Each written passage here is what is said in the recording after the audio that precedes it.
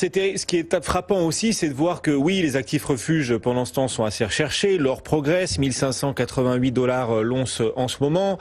Les valeurs défensives, certaines d'entre elles en tout cas, sont recherchées. Et puis on voit sur les parités de change, l'euro toujours faible face à un certain nombre de devises, dont le dollar. L'euro vaut actuellement $1,0828.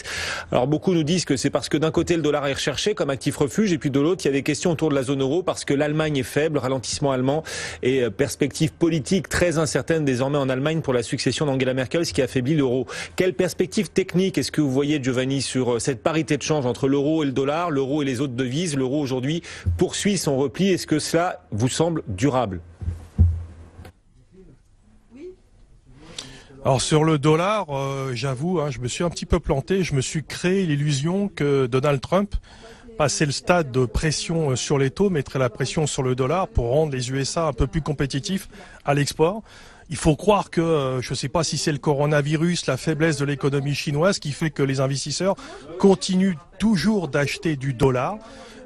Parce que l'économie américaine reste la plus solide dans l'état actuel des choses. Donc de ce point de vue-là, pour l'instant, j'attendais un reflux du dollar index. Il y a eu un signal de vente, un petit signal de vente en début d'année qui a été rapidement invalidé.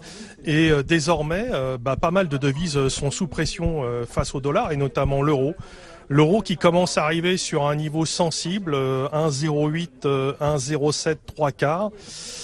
Très court terme, c'est quand même assez survendu. Il y a même de la divergence technique. Oser un achat sur ce niveau-là, si on est un peu un attaquant agressif, ça se tente.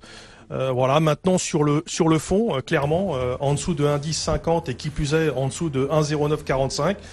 Je suis à l'écart parce que j'ai bien peur qu'on tourne de nouveau sur les 1,04, 1,045, vu la tête de la configuration à moyen et long terme.